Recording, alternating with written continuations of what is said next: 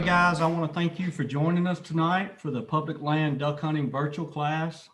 Looks like there's several people still registering and signing up here. So I want to play you guys a short video about the Tennessee Wildlife Federation while we wait for these last few participants to join us.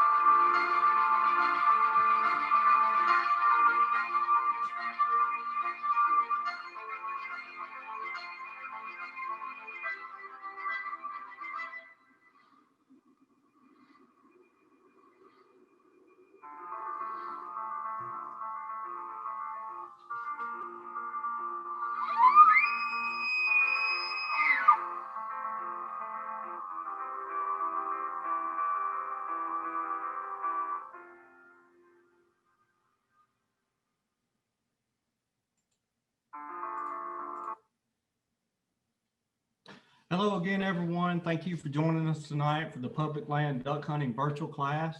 It's presented to you by the Tennessee Wildlife Federation and the Hunting and Fishing Academy program. Tonight, we'll be discussing some tips and techniques for using Tennessee's public land resources for waterfowl hunting. As many of you know, there's been some proposals to changes for the allocation for blind sight drawings. And we will be discussing that procedure, but we're not going to get too much into detail about that tonight. So I am Chris Hearn. I'm the West Tennessee field rep for the Tennessee Wildlife Federation, born and raised here in Jackson, Tennessee, and I've spent most of my life hunting on public property in West Tennessee. So through my experience, I've learned some tips and tactics, and I look forward to sharing those with you here tonight. Also on the call is Andrew Piercy. He is the manager of our Scholastic Clay Target program. Andrew, would you like to introduce yourself and talk a little bit about the Zoom functions and the layout for tonight's virtual class? Thank you, Chris. Yeah, I want to appreciate everybody being on here tonight. I'm going to kind of be your behind the scenes moderator and different things along with Taylor Martin. So we'll be kind of helping answer some of your questions and everything. If you have questions, if you will put them in the Q&A section down at the bottom of your screen, we will try to answer those. We'll answer some of them live if we can. If they're kind of individual questions, we'll send those back. We'll have a couple of designated places where we'll just kind of open the floor for questions. And then we'll, if you've got a question about a specific topic as we're going through the presentation, don't hesitate to go ahead and put that question in there and let us know. So we're going to primarily be monitoring that and go from there. Everyone is muted. This is kind of a webinar type thing. If you haven't been on one of those, we can, see who all's on, but you all can't see each other. So we can't hear from you. So but the Q&A is the best way to get a hold of us and kind of ask questions for everybody else. So Chris, back to you. Andrew, thank you. So I'm going to start out by talking a little bit about the Tennessee Wildlife Federation and what it is that we do. Being founded in 1946, one of the largest and oldest conservation nonprofits in the state. And we bring together and represent various interests of hunters, anglers, wildlife watchers, and other outdoor enthusiasts. Common sense conservation policy is at the heart of the Federation, and we represent all those various stakeholders on Capitol Hill. Also, through our habitat conservation program, the Federation is restoring and conserving thousands of acres of wildlife habitat. And there's lots of ways that you can get involved, anywhere from volunteering to taking action on policy issues. You can find out more and ways to get involved at tnwf.org/get involved. Outside of our policy and conservation work, we also have several other programs. As I mentioned, Andrew's Scholastic Clay Target Program, it's offered to kids from ages 9 to college. And currently we have about 1,700 kids participating in that program across the state. And then also we have our Hunters for the Hungry program, and it feeds Tennesseans by providing venison to hunger relief organizations. The deer for that program is donated by deer hunters across the state. And since 1998, it's served almost 7.6 million meals. So very successful program in the state. And then that brings us to the Hunting and Fishing Academy, and that's where I spend most of my time. If you look at the North American model of conservation, it's a user-funded model. In other words, the funds for conservation come from the hunters and the anglers and the outdoor enthusiasts, and the taxes on the equipment that they buy and the license sales. So over the last couple of decades, we've been declining as outdoorsmen at a rate of about 30%. In other words, there's less funding to go back to conservation. So with the nation kind of recognized that, and programs like the Hunting and Fishing Academy are becoming more popular, and we focus on teaching and educating. We're mimicking that generational transfer of knowledge in the outdoors.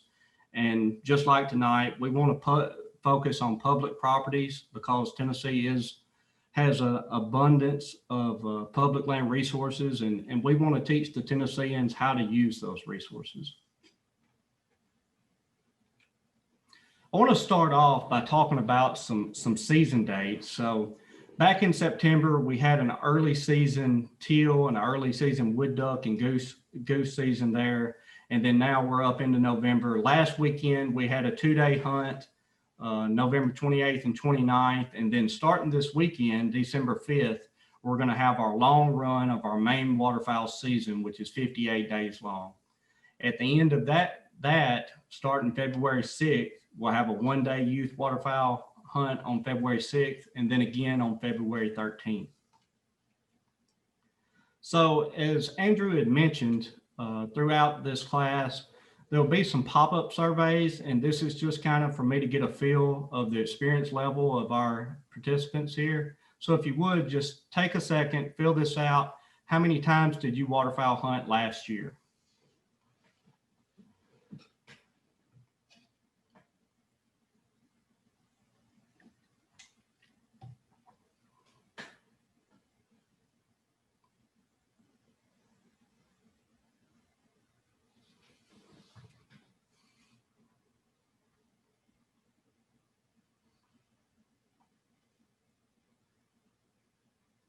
Okay, thank you guys. We've got a pretty good mix as far as experience level.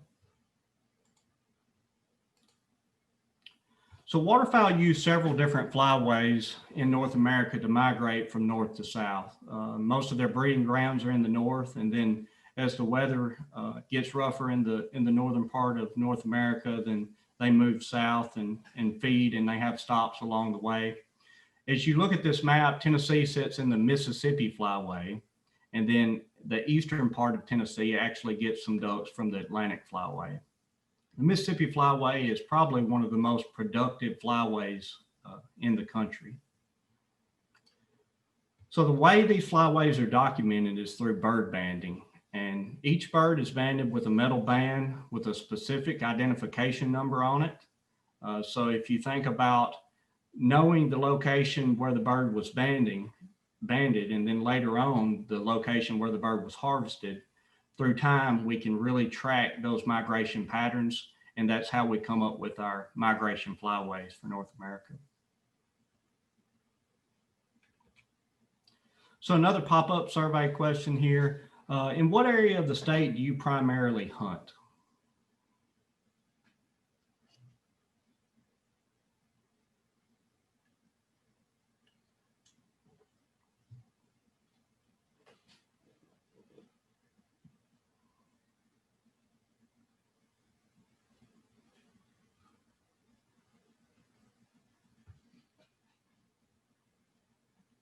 Again, a pretty good mixture, and it looks like Middle Tennessee is really representing tonight. So,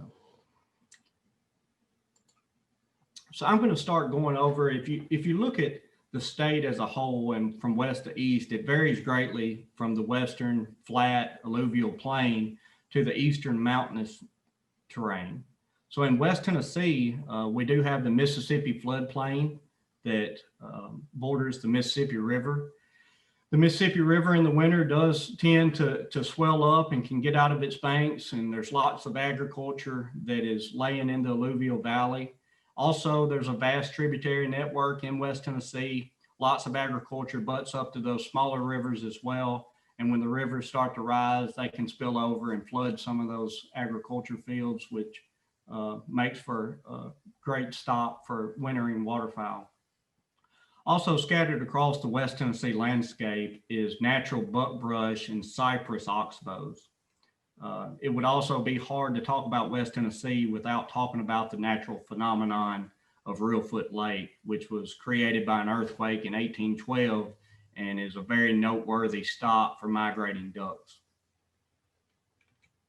As we go east and we look at Middle Tennessee, some parts of Middle Tennessee are very similar to West Tennessee. It's home to Kentucky Lake and the Tennessee River system, and there's other lakes capable of wintering waterfowl such as Percy Priest and Old Hickory, just for an example. Man-made water control structures are also a viable option in Middle Tennessee, and what this could consist of is just a levee system with maybe a flashboard riser or a way of artificially flooding some of the crop ground there in Middle Tennessee. Due to the topography, lots of the rivers are a little less prone to flooding than in West Tennessee, just because it is a little more mountainous. And then as you go east, farm ponds are becoming more of an option where ducks are staging on those small farm ponds. You can get permission, whether it be a pasture or different places like that, and kill some ducks that way as well. And then we're going to move on east into East Tennessee in ways, again, it's similar to Middle Tennessee in topography. The further east you go, obviously the more mountainous. Farm ponds are becoming more of a viable option. Lots of the rivers and streams are smaller as you go east, but also man-made water control structures can be implemented out there if you can find some flat ground. And then to touch on about the flyway, you are closer to the Atlantic flyway, and this gives you a little bit of option of picking up a variety of different ducks that might not be in West Tennessee. So here's another question, just to kind of get a feel for the experience level of you guys on public property. So if you'll take a second and just answer this pop-up survey question.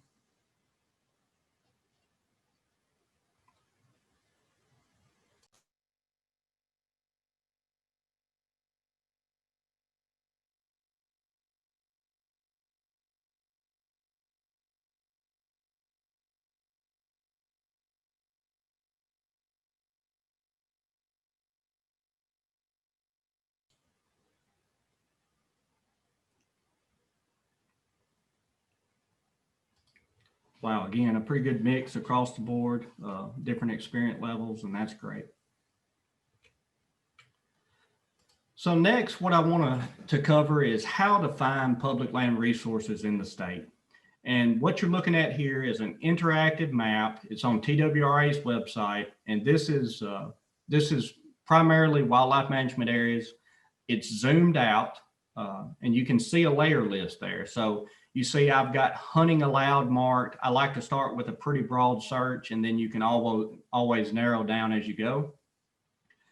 Once you start to zoom in, you zoom into a specific WMA, and when you click it, it's going to tell you which WMA you're looking at, and it's going to give you some options about specific WMA information, general waterfowl information, and then the regulations for that particular WMA.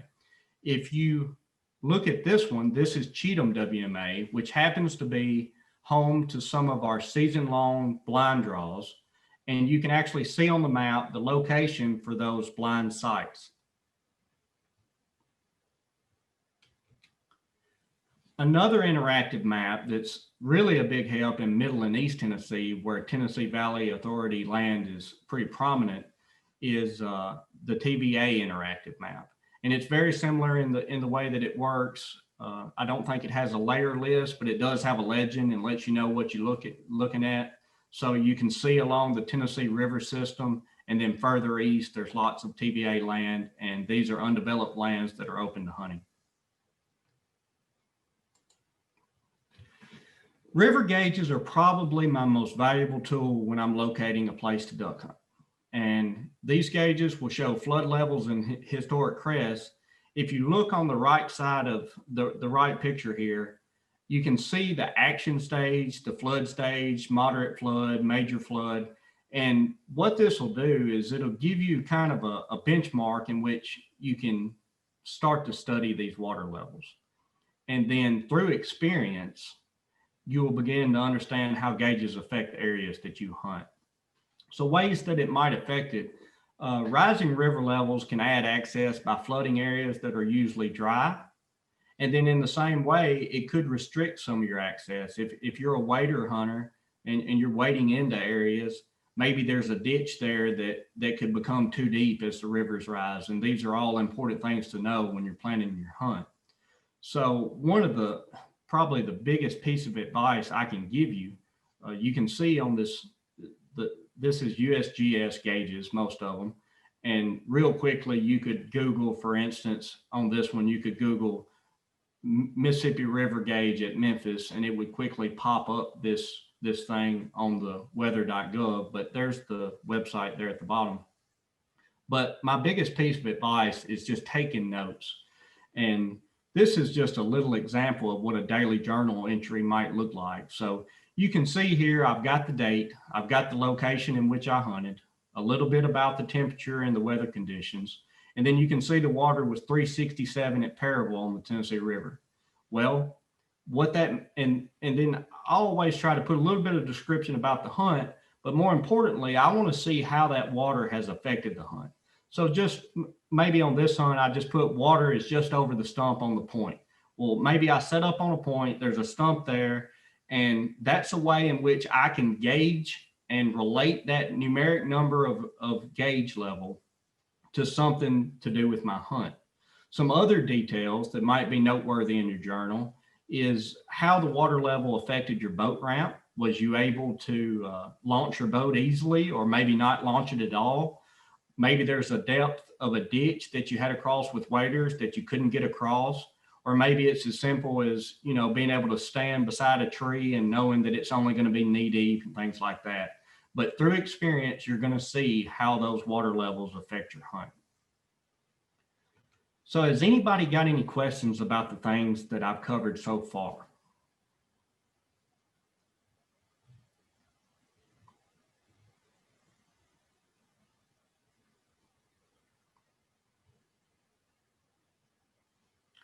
All right, guys, if you don't have any questions, then I'm going to move into the public land opportunities for the state.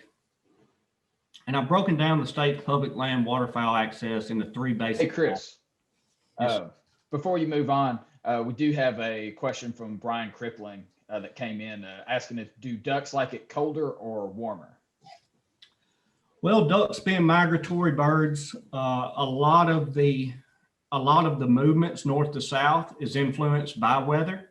So as weather conditions, especially in the northern states, get cold and maybe the ice has prevented them birds from being able to feed like they would like to, or snow covers up the feed, then it's going to push them further south as they migrate. As far as the way that the weather here in Tennessee is going to affect mannerisms of ducks is going to be a lot to do with what we call warm. It's going to be foods that's going to be eaten when it's cold. So your grains, your beans, your corn is going to be fed on more heavily whenever it's cold. These ducks are in survival mode and they're going to go out and they're going to feed heavy. And then maybe in warm conditions, they're going to be more on their natural grasses and moist soil plants then. So yes, definitely cold and weather will influence the way that you hunt. And a lot of that is just going to come down to experience and building an assortment of locations depending on the conditions. I hope that answers. Chase Roberts asked if we'll be sending out links to all these sites. The answer to that is yes. We'll be sending a follow-up email to everybody that's on this webinar tonight, and we'll include all of the links that Chris is sharing, along with some other resources. Yeah, and this class is also being recorded. I know I'm blowing through some information pretty quick, and you're always welcome to come back through it and slow down and look at the slides in more detail. And I can't stress enough, I posted some of the links for the different interactive maps and things like that. And the same thing with your water levels. Google is an amazing tool. And especially when you're looking for a specific USGS river gauge at a specific river system and location, Google will pop up 3 or 4 different avenues of being able to look up things like that. But go ahead, Chris. Go ahead. Is that all the questions? Now we got 2 more. We got one from David Gray here, and I know you'll be touching on this later, but he asked, can you hunt on public land with blinds when you lose the blind draw? So I think what you're asking, David, is if you don't get drawn in the blind draw, can you still hunt there? And then second part to the question is, what techniques would you use for finding a place to hunt? Which I know you'll go over that a little later, Chris, but do you want to touch on that? Yeah, so the first question, definitely, I'm going to talk about some ways of accessing the WMAs outside of the blind draws, and also accessing the blinds without being drawn, and we'll cover that later on. But as far as planning your hunt, you take all these tools that I'm going to cover with you here tonight, and then the best advice I can give you, once you've got a base for the gear that you're going to need, just go out there and start hunting. Just it don't even really have to be early in the morning and things like that. Just go put your boat in or put your waders on and wade out into these places and watch and listen to where people are shooting at, which is always going to be an indicator of ducks in the area. And everybody's going to make mistakes starting out. Just start somewhere, and you'll be surprised how it snowballs, and before you know it, you'll be harvesting ducks on your own. So, and then our last question that we have here is from Robert.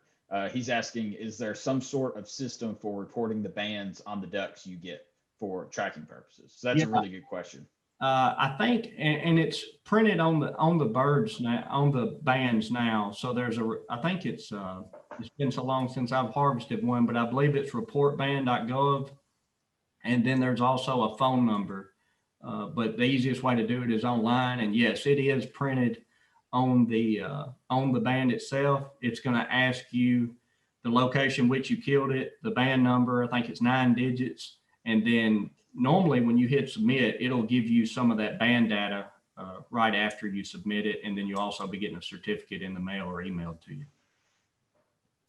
So, and another piece about the band thing, that's kind of the trophy of the duck world. And so everybody deer hunting has got big antlers or things like that. But for duck hunters, killing a banded bird, that's really a trophy. Not only are you getting a trophy, but you're helping out conservation for migratory birds as well. So I'm going to move on, and like I just started into, I've broken down the state's public land access into 3 basic types, and these are your season-long blind draws, your 3 and 4 day site draws, and then your just general boat and wade-in access areas. I'm going to start out by talking about the season-long blind draws. And what this is, when you're selected from one of these sites, you have access to that blind for the entire season. And hunters may apply for only one area. So what that means is, just like on the interactive map, you've seen Cheatham. If you're going to apply for sites at Cheatham, you can't also apply for sites at Reelfoot or sites at Gooch.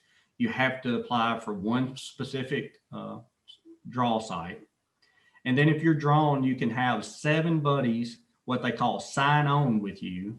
Or if you apply online like we did this year, then that's pre-done.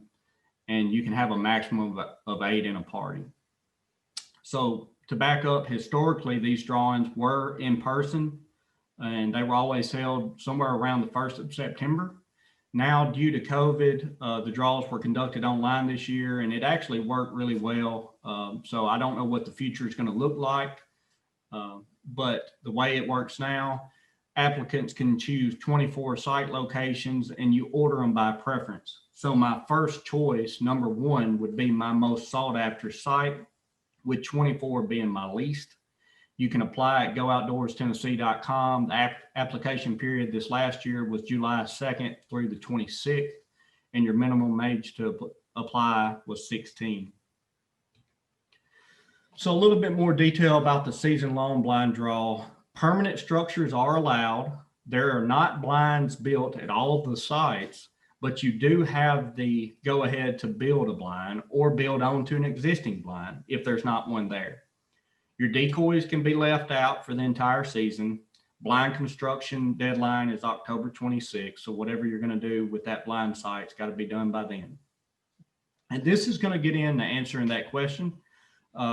So if you were unsuccessful in the blind draw and you wanted to go hunt one of the blinds, especially during the week when maybe the card holders, so the guy who drew it in the 7 sign-ons could possibly be working, you can go to the blind, and as long as there's not a card holder present at shooting time, which is 30 minutes before sunrise, then you can stay in that blind. If a card holder did show up, he could ask you to leave. But, you know, being pretty good sportsmen, lots of times there's people that invite you to come on and hunt with them, and it's a great way to meet new hunters and make new friends. If you do get in somebody's blind with their gear there, you know, they might have decoys out, or they might have a propane stove or different belongings inside that draw blind. Just be respectful of other people's decoys and their gear. We do have a question, Chris.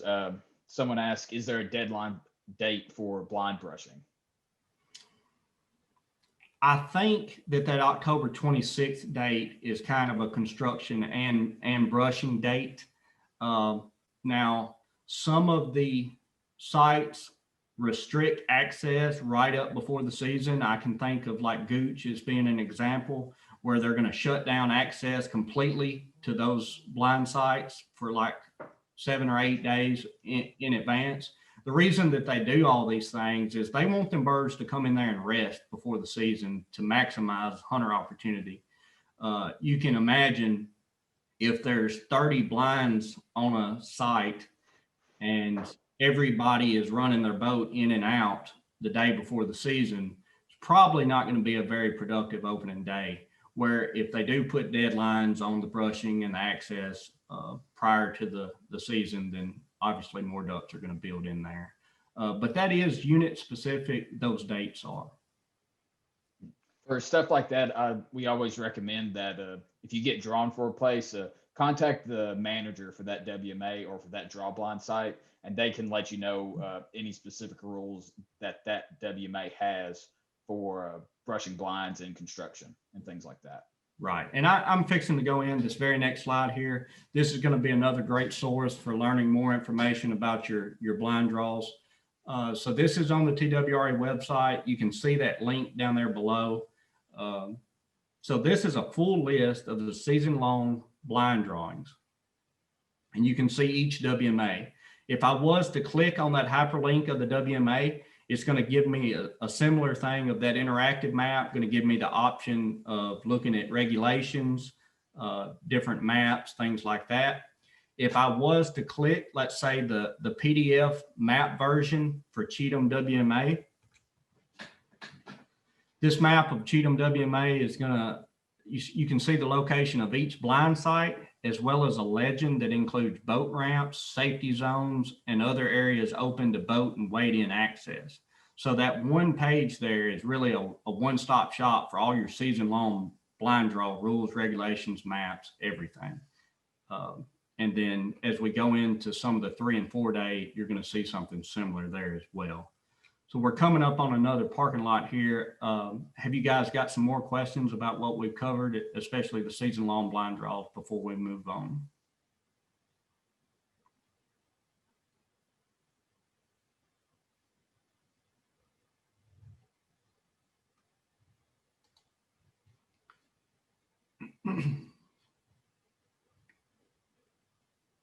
Okay.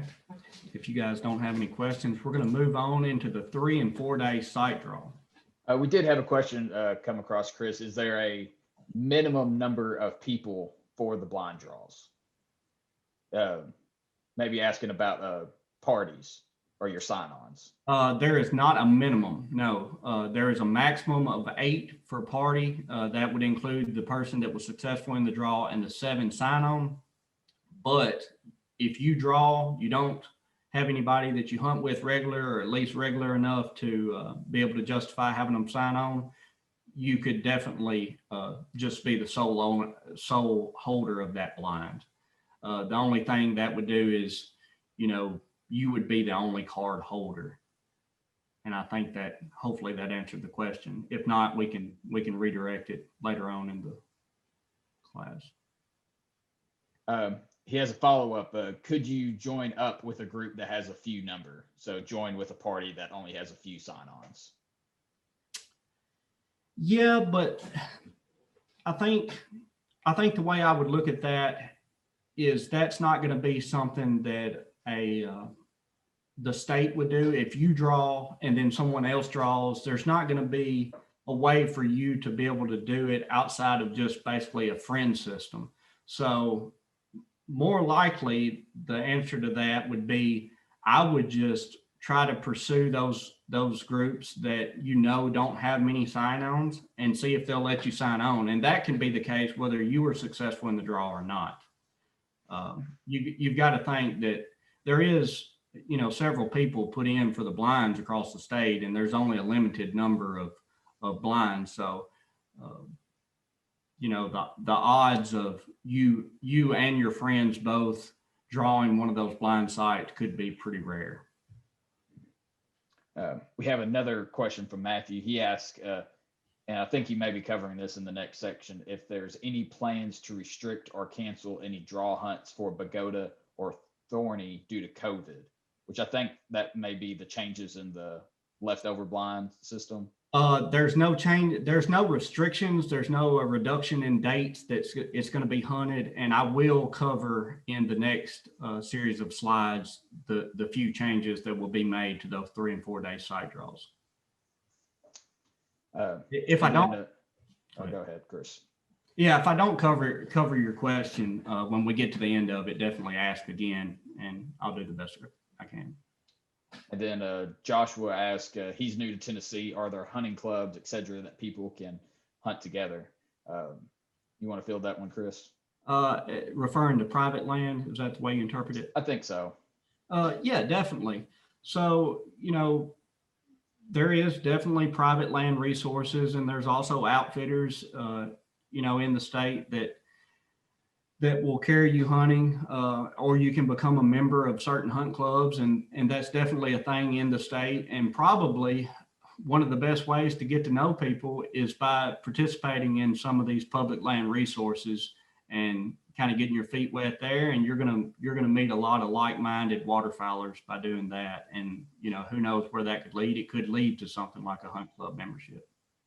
And Facebook is another good source. A lot of hunt clubs have started on Facebook, or people that hunt the same body of water get together that way as well. Right. So if that's all the questions for now, I'm going to move in to a 3 and 4 day site draw. In a lot of ways, it's similar to the season-long blind draw, but the 3 and 4 day sites does not allow permanent structures, and then it's only for those 3 and 4 day allocated dates. Hunters selected for the blind site may bring only, so on the season long, we had 7 additional sign-ons. This is not an actual sign-on, but you can bring up to 4 additional hunters. The only difference here, the hunter that was successful in the draw must be present. And then the hunters may leave decoys and temporary blinds in place during the assigned hunt dates, and then they've got to be removed at the end of your hunt dates. On most of the wildlife management areas where the 3 and 4 day site draws take place, waterfowl hunting ends at 3 p.m. But again, always consult those WMA area specific regulations. Also, ATVs can be used to access these blind sites. You just got to be careful not to run over any standing crop that might be there, because that would be altering crop and considered baiting. Just like the season-long blind draws, the 3 and 4 day site draws are posted on Tennessee Wildlife Resource Agency website. And I think it's actually the same link as what I provided earlier. It's just further down that page. And this is a full list of them. Again, you click on each one of those and it's going to provide you some maps. It's going to provide you unit specific regulations. And then this is going to kind of go into that question, but let's say when a person is successful in the draw, but they don't confirm that they're going to hunt the dates in which they were selected. So I have to physically, if I'm assigned, let's say December 5th through the 7th, and I have to respond back and say, yes, I am going to be hunting those days. If I do not do that, that site draw or that site will go into a leftover draw. And every Monday during the season, leftover sites will be drawn in person. Now, in person is generally the way this would go. But because of COVID-19, TWRA has implemented a drop box at each site location for applications. And what you'll do on the TWRA website, there's a vacancy waterfowl hunt application. And what this is going to ask for, it's going to ask for your personal information. It's going to ask for the party members that you want to join you, their personal information, and the hunt date and location. And similar to the original application, you're going to put in your preferences 1 through 15, and then you'll be notified if you were successful in drawing in the leftover site draw. And really, this is really the only change due to COVID for these 3 and 4 day site draws.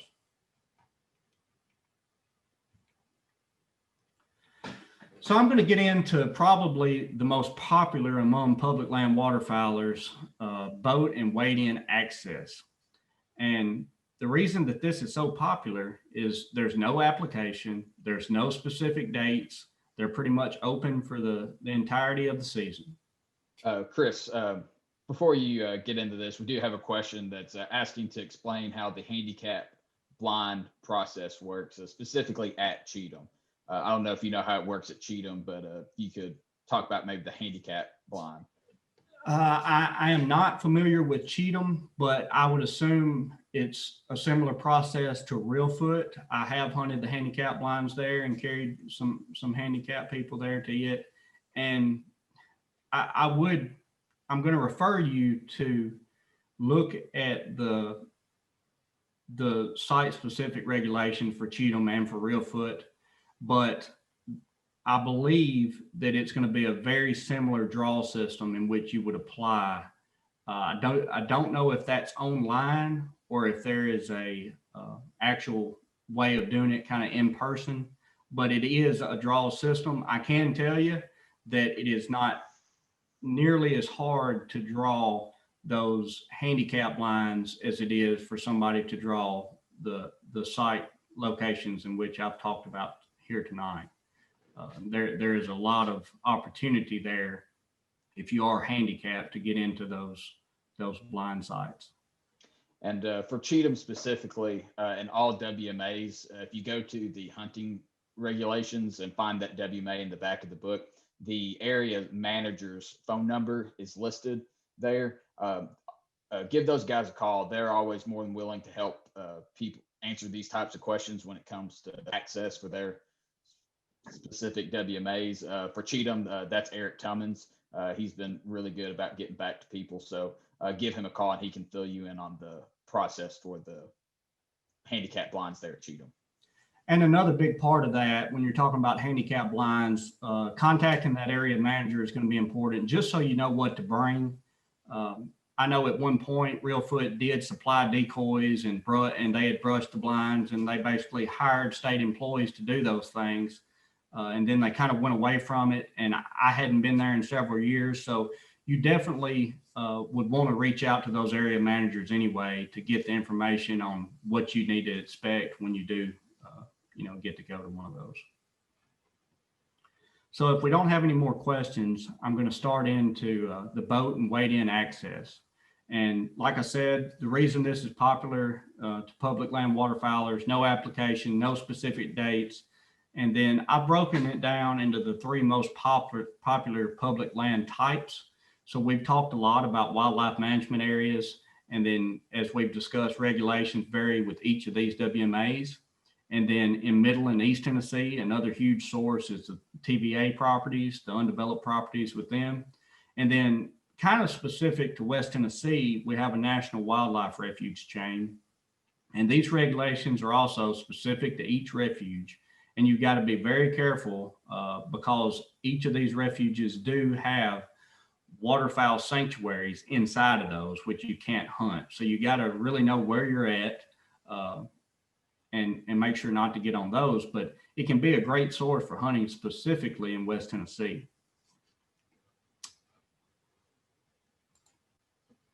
So I'm going to start to touch on some of the gear for this and the gear for boat hunting in particular. So boat blinds can be a huge help keeping concealed when hunting from a boat, but many people just cover their boat with camo netting and pull under natural cover, trees and brush and hide like that. Also, when, I kind of lump boat hunting in, don't think just of hunting out of the boat, use the boat for transportation of you and your gear. Hide the boat, get out, stand by a tree or stand on the bank and hunt that way. That way you're not having to conceal the boat as well. Some decoy advice, my boat set, decoy wise, normally consists from about 1 to 3 dozen weighted kill decoys. What I mean by weighted kill decoy is this is a decoy with a kill system and it's weighted on the bottom. So what this is going to do is going to allow you to throw those decoys from a boat and they're going to stand up on the right side pretty much on their own. And then I also, on my decoys that I'm going to be hunting out of a boat with, I string them with long cords and then you can always adjust them at the keel. And the easiest way of doing it, if you can imagine making a half hitch with your string, you can just kind of make a loop. Keels have kind of a pointed edge, loop them over it, and you can adjust the depth of your cords just like that. So it's always better to have too much than not enough if you do wind up in deep water. And then because mobility and being lightweight is not much of an issue, I always encourage carrying some kind of a motion decoy, spinning wing decoy, something like that to just help you. Another big piece of boat hunting to take into consideration, the size of your boat will affect the number of people and the amount of gear that you can safely carry on a hunt. So it'll affect the distance you can travel and it'll affect the size of the bodies of water that you can safely get on.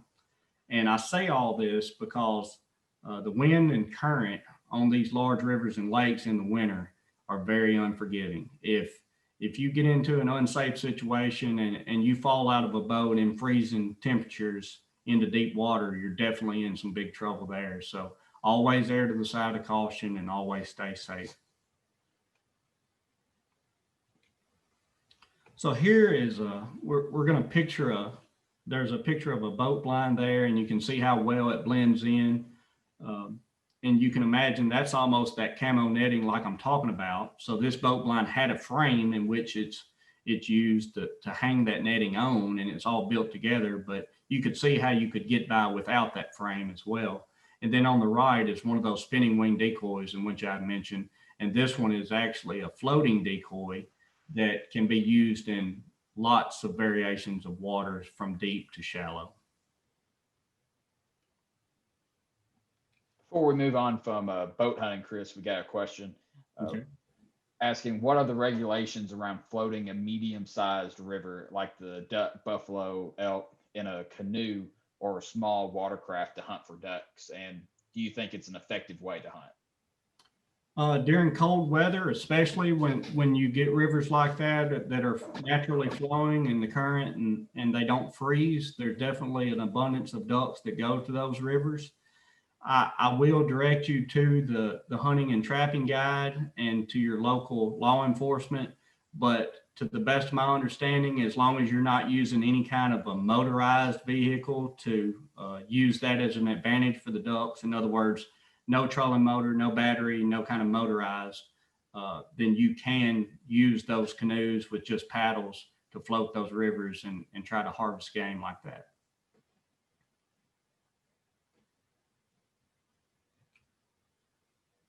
All right, I'm going to jump into the gear that you'll need for wade hunting. And this is probably the easiest way to get introduced to waterfowl hunting. Very low threshold for getting in there monetary wise. You hadn't got the expense of a big boat. I do recommend chest waders over hip waders. If you're in shin deep water and you've got hip waders on, then you're probably wet, where if you go down to your knees, you know, you can stay dry with chest waders. My decoys for a wading type hunt is going to look a little different. It's going to be a little smaller, 1 to 2 dozen.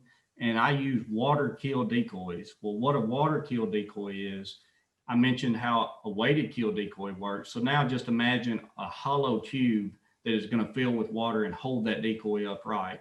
The obvious advantage of that is it's going to be a lighter decoy. The disadvantage would be there is a chance that if you throw it, it might wind up on its side and you'll have to physically take it and set it up right. But if you're wade hunting in shallow water, not a problem. Also, I'm going to use shorter strings. You're limited to shallower water anyway, so there's no need in running those long strings. And another viable rig for shallow water hunting is Texas rigs. And I'm going to show you a picture of one here in just a minute. The main consideration is just keep gear light and stay mobile. And then also you can use a sled to haul your gear. And I'm going to show you a picture of that as well. So this is a sled full of decoys, and you can see the advantage of something like that compared to putting a bag of decoys on your back and having that weight there. That sled will float behind you, or you can even drag it across dry land. And then on the right is a picture of one of the Texas rig decoy weight systems. And those carabiners will allow you to attach all your decoys together. You can throw them over your shoulder, or you can put them in a sled like that. Lots of ways of doing it, but that's probably, in the last 10 years, it's really come on. It's become probably the most popular way of rigging shallow water sets for decoys.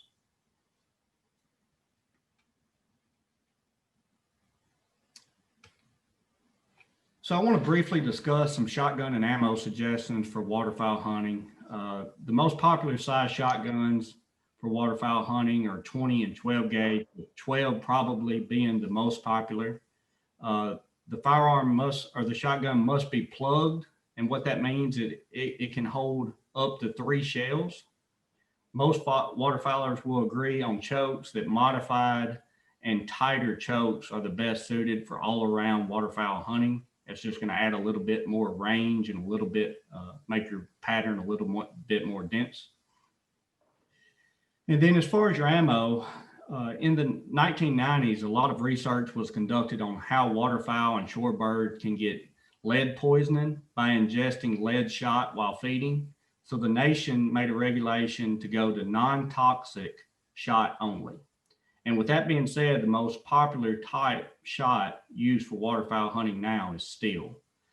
With steel being less dense than lead, it takes a larger shot size to make up for that kinetic energy in the lack of weight. And it takes a larger shot size to build kinetic energy and be lethal. So most people shoot a 3-inch or 3.5-inch load that's shooting around 12 to 1,500 foot per second. And popular steel shot sizes is anywhere from 2s and 3s up to BBs, depending on the type of ducks and geese that you're hunting.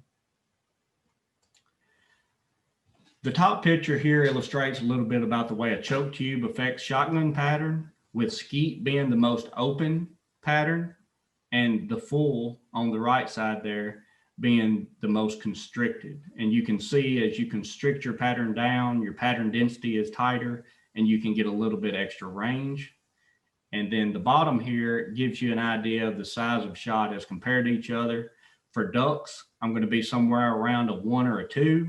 And for geese, normally a BB or a T.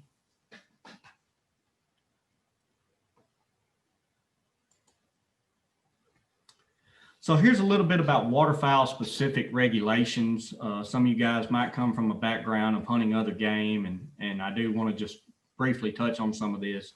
So each state is limited to 60 days of waterfowl hunting, and then it's the state's decision of how to spend those days. And I touched earlier in the class about how Tennessee has chose to do theirs, where we have a 2-day weekend and then a 58-day run. Other states do it different. They might have a continuous 60-day or have a 7-day with a break, and you'll hear about all the different ways of doing it. But 60-day season is pretty much the way it's going to be. Also, something that's particular to migratory birds, and particular ducks and geese, is a federal duck stamp, and it's required for all waterfowl hunting. It's $25, and this money goes into a federal fund and is used specifically for migratory bird conservation. So it's a really great program. All site draws on wildlife management areas will require a WMA permit. And you're also going to need a WMA permit if you do any of the wading in or boating in on wildlife management areas. So I thought that would be noteworthy, just to keep that in mind. And then also shooting hours for migratory birds and waterfowl is 30 minutes before sunrise until sunset. And there are charts that'll tell you this information. The weather apps on your phone, most of the time you can scroll down through to the almanac. It's going to give you a sunrise and sunset. And then another great source is this can also be found on the Go Outdoors Tennessee app. And if you're going to hunt waterfowl in the state, that would be one of the first things I would do, is download that app.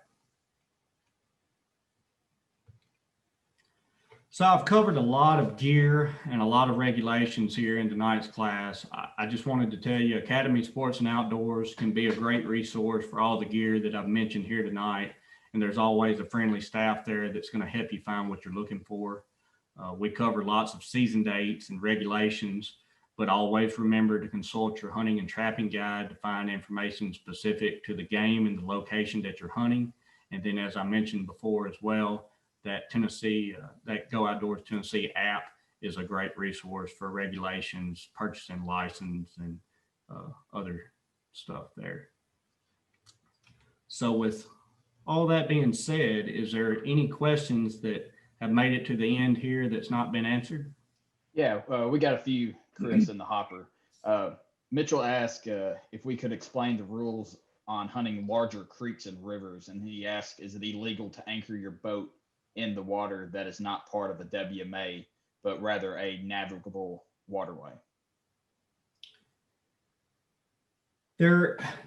I have noticed that if you go to the undeveloped properties on that TVA, so most of our river systems are owned in my mind by the Corps and by the TVA. And I know there was a lot of areas that I know to be public opportunity that was not on the TVA site. If it is a major river system, then that is a possibility, what you're talking about doing. One thing that you can't do, so let's just say that there was a river system and it had a wildlife sanctuary on both banks. You couldn't go to the middle and say, well, I'm on navigable water and be legal. It's going to go with one or the other. Now, if there was a public side, a WMA on one side of the river, and there was a sanctuary on the other, normally the way that's going to work is half the river split in half and the ownership is split in half. And the same thing with private properties as well. But my advice to you would be to reach out to your local law enforcement there and get some clarity, because each situation is going to kind of be dependent. Then we have another question from Robert. He asked, would it make any sense to go out with less decoys, maybe 3 to 6? If you're in and I don't want to get too in depth about the way that you can hunt birds that's been congregated compared to trafficking birds. So if birds were flying over an area, which would be what I would call running traffic. So all I'm doing is getting between point A and B where birds fly over. I'm going to put out a bunch of decoys. I'm going to put out some motion. I'm going to call hard, and I'm going to try to get them ducks to stop. Maybe that's not where they're headed. They just don't mind stopping there. And That requires a little bit bigger level of power hunting with larger spreads and decoys and things like that. Now, you can definitely get by on smaller decoy spreads, especially if you're hunting somewhere where birds are already going. They're going there whether you're there or not. And now, while you're there and you're setting up, the only thing you got to try to do is get those birds inside of range, inside of that 30 and 40-yard range. And that would be a great example of when 3 to 4 decoys could work, especially if one of those decoys is a spinning wing decoy or a motion decoy that's going to draw more attention to your spread. Then we have another one. Are there pre-built pits or blinds on public lands? The only time that you would have a pre-built permanent structure, to my knowledge, there's no pre-built pits in the state, but there is some permanent structures, blinds above water, and those are your season-long blind draws. It is illegal to build a permanent structure on a wildlife management area that just has general boating and wading access. Everything that you do there is going to have to be removed daily. Then we have another one. Have you ever heard of anyone hunting the mountain lakes like the Ocoee in East Tennessee with success? Says there's a lot of grass to feed on, but he just doesn't know if they migrate through the mountains. I'll just be honest, being a West Tennessee boy, a flatlander, that's kind of out of my realm. To kind of back up, if I was going to try to find the answer to that question myself, I would look at some of the waterfowl forums and some of the Facebook pages and see mention of that. But unless it is an area that has got some kind of a harvest measurement, in other words, where you're having to check in your harvest or there's some kind of data, I don't know of any way other than just word to mouth or word of mouth to know if that's going to be a viable option.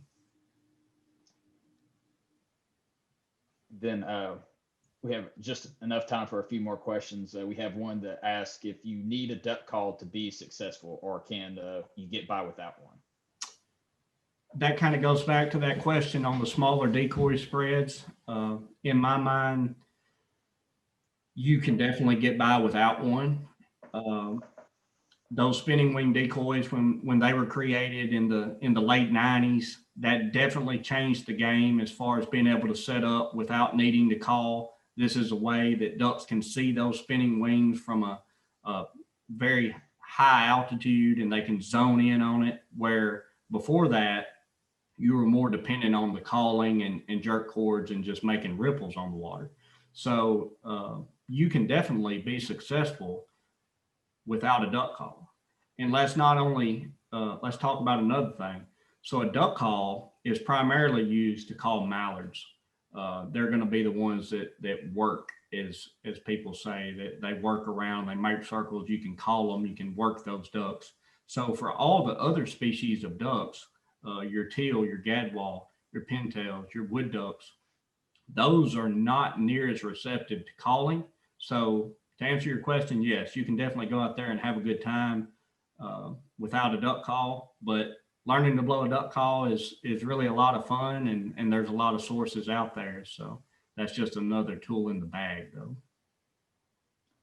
And then have someone that asks, is there any online resources to track when birds will most likely be flying over your area? There is, and I haven't visited this in the last couple of years. Ducks Unlimited has got some resources out there that basically locals, Ducks Unlimited members, they go in and they put in a chat box and they say, hey, I'm Chris Hearn. I'm at the Tennessee River at Perryville. I hunted this morning from 8 o'clock till noon, and I seen so-and-so number of ducks, or I harvested so-and-so. And that's kind of a way of reporting, but there's no real structured way that's going to be a kind of a cheat to know if the birds are going to be flying. And this kind of goes back to what I talked about earlier. experience is going to be your greatest tool when you're learning to waterfowl hunt, and you're going to learn sunny days, the ducks tend to decoy better. Cloudy, they tend to go to fields, or they don't decoy as well. And there's going to be a lot of little tricks and things that only experience is going to be able to teach you. Then Aaron had asked, which you kind of pointed this out earlier, is if there's any good East Tennessee WMA that you don't have to draw for. For that, I'd say always consult the hunting guide and see what WMAs offer waterfowl hunting in that area. And the TWRA website will have a lot of those resources on it as well. And I see that you also said, if the ducks don't migrate and get to this area, it doesn't really matter where you go, but it's a good point to be made. And right. Then William asked, and we only got time for about 2 more questions. He said he noticed that on X that some WMAs overlap with private lands. He's worried about property lines and want to be respectful of private land. He's asked if TWRA has agreements with public lands, or with neighboring private lands to public lands, or is this a miscue on the app? That is probably different for each scenario. Normally on X, Hunt Stand, Property Viewer, different resources like that are pretty accurate.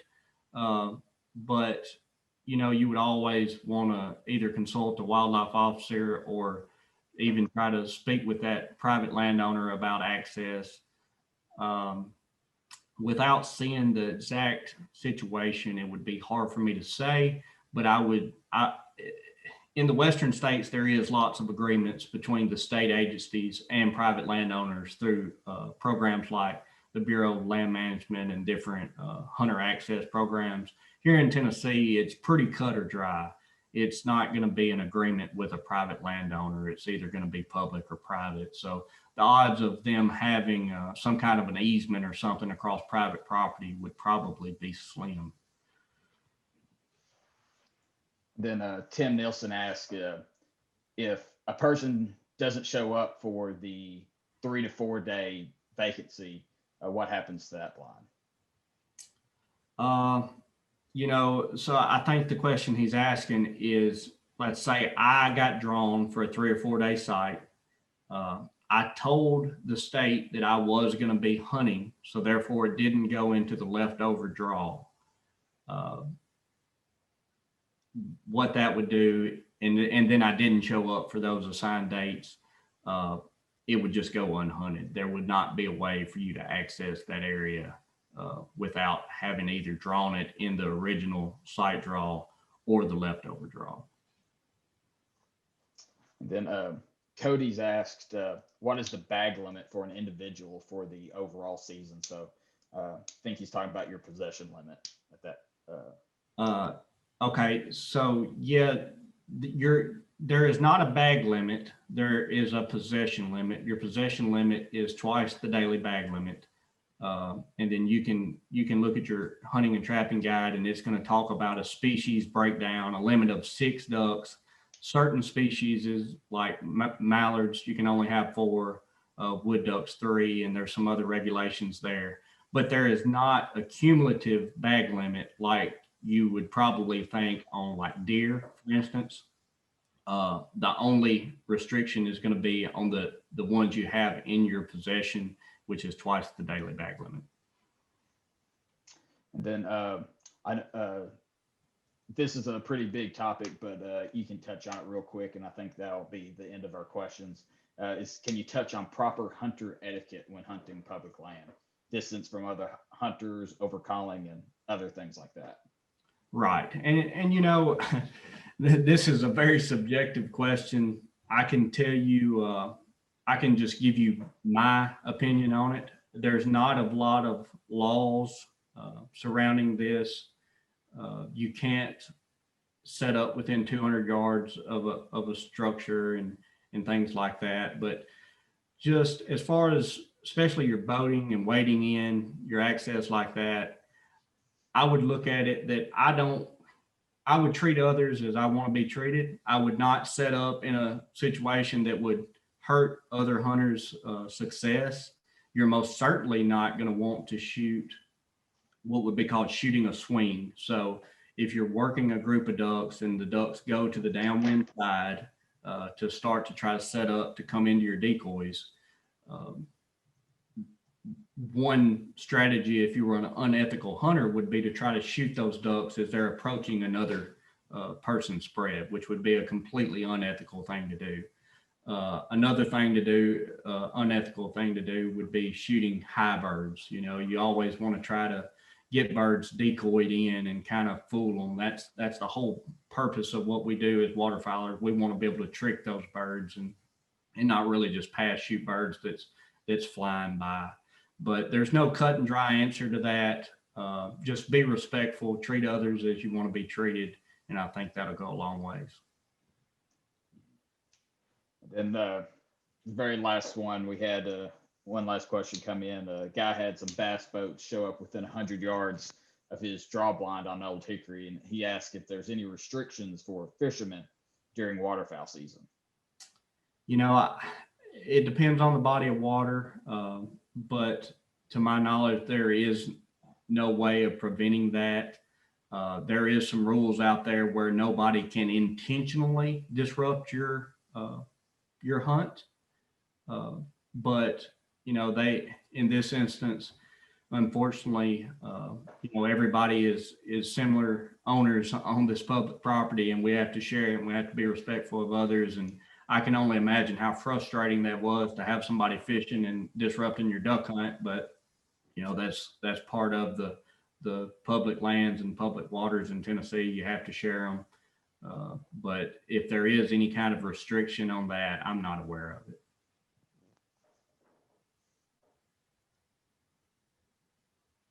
And I think that's all the questions, unless anybody has anything else they'd like to ask us before we all jump off here. Well, that's great, guys. And I can stick on for a few more minutes. I'm sure a lot of you guys have got other things you want to do tonight, and I don't mind staying on for 5 or 10 more minutes and answering some last minute questions. We will be emailing a recording of tonight's virtual class, and we'll include some resources, including those links to the interactive maps and some more sources about duck hunting. And we'll try to get that out in the next couple of days. You can go to tnwf.org /programs, go to the Hunting and Fishing Academy. You can find mine and Taylor's, and then the East Tennessee field rep, Jeb Beasley. You can find all our contact information, and we're always willing to answer any questions that we can as it relates to hunting and fishing in Tennessee.